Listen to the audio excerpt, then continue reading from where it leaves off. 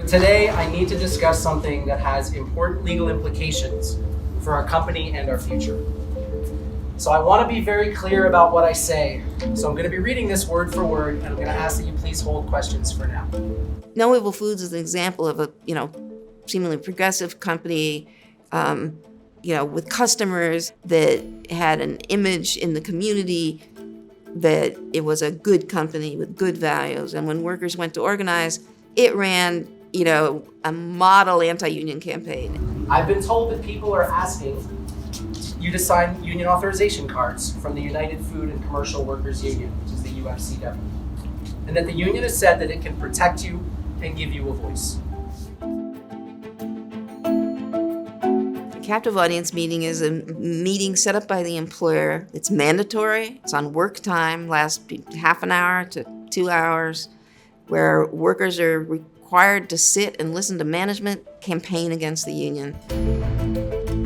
For that first meeting specifically, it was not even described as a discussion that was going to even mention a union or a possible union. This was described as an all-team meeting, which is something that we did regularly, but obviously it didn't end up being that. So let's be honest. Unions can be a good thing. Our company supports organized labor where it's needed, and we think it's absolutely critical that all employees have a voice in the workplace. But we didn't want to go into this without understanding what it meant, how it could affect our jobs, and how unions operate. As it progressed, it began to feel more and more hostile. Right now, a union would be a terrible thing for you and for No Evil Foods. Changes that are necessary for our business to be able to survive and thrive could be significantly more difficult with a union contract in place. So I ask you to think really hard about all that progress that we've made so far and what that indicates for the future of our team at No Evil Foods and your future as a part of this team. Nobody likes their livelihood threatened. These people have families and lives that they need to maintain.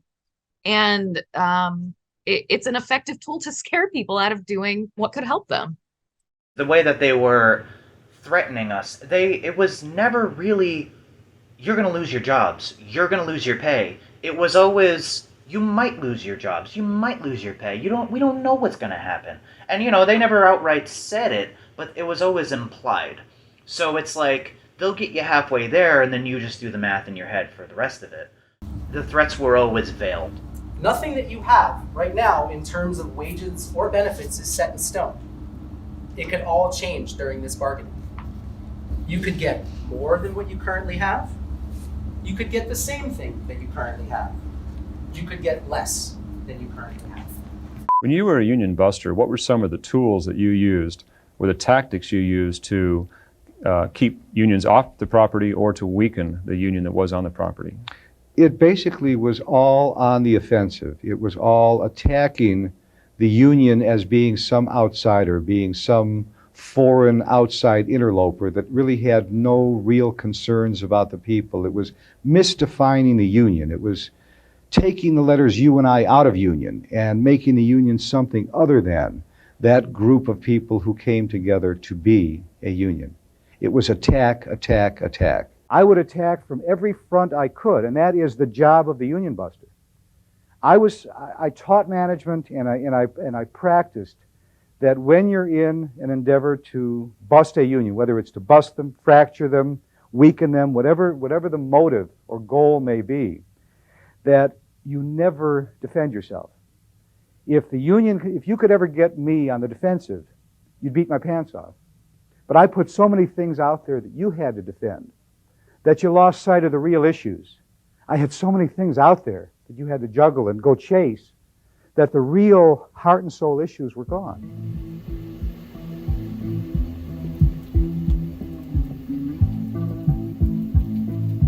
Management came and they had a big meeting with everybody in the mid shift and kind of try to flex their muscle. Yes, you guys unions were great back in the 20s and 30s and 40s when we needed unions. Us hard workers that are out here right now, that's what right now, you have laws that protect you, just like the union says they have. They're not above the law, they're with the law. When I was managing on the ramps, okay, you think you can't fire a union employee? You can. I fired many. It's called the paper trail. That's all it is. They come up with much more subtle strategies. They use the carrot more than the stick. And the carrot can be promises. The carrot can be that they make little improvements, nothing big, but little improvements, but enough so workers think, if we don't campaign, we get rewarded. When you unlock another No Evil milestone achievement, you'll be rewarded with a gift that you really want or really need. We've added a 75-cent shift differential for second shift because these are less preferred work hours for many, and we recognize that. We've also increased a bi-weekly staff meal to a weekly staff meal, continued to increase the size and quality of our snack program, and added awesome coffee that also benefits animal welfare organizations. This is the biggest opportunity of our lives and the biggest gamble of our lives. We're literally all in. Everything we have is invested in this company. Everything we own, our home, our possessions, they're guaranteeing loans that we had to get to buy the equipment that's on the floor that you guys use every day to make a product.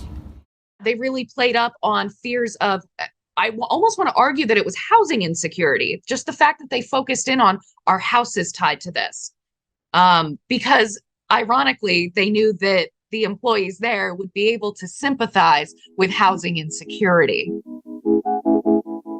Language is part of captive audience meetings, and the employer is trying to make workers insecure, unsettled, and to create division and conflict. And so playing one group against each other, implying an uncertain future, economic future if the union came in, implying that all relationships would change, all the good things they'd have will disappear. Those are the elements of a captive audience meeting. But the thing that'll catch employers off guard the most is when you don't get scared. So learn about anti-union campaigns, talk about them, so then when it happens, you go, yes, I knew they were going to do that. And then it doesn't feel as scary. For those of you who fear that No Evil Foods is on a quick path to sell our business and walk away and leave you without a job, I want to be very clear with you and dispel that myth right here, right now. That story is truly so far from the truth. We are at the beginning of a journey, nowhere near the end. Locally based vegan food company are speaking out, saying their employer laid off the entire production crew. No Evil Foods provided a statement to Business Insider confirming they've laid off their entire production crew and are moving from in-house manufacturing to co-packing manufacturer. Just wish they would have went about it different. Like, hey, we'll give you a 2 weeks head up, maybe some type of severance. Give me a little bit to, to hold me over for the rest of the month.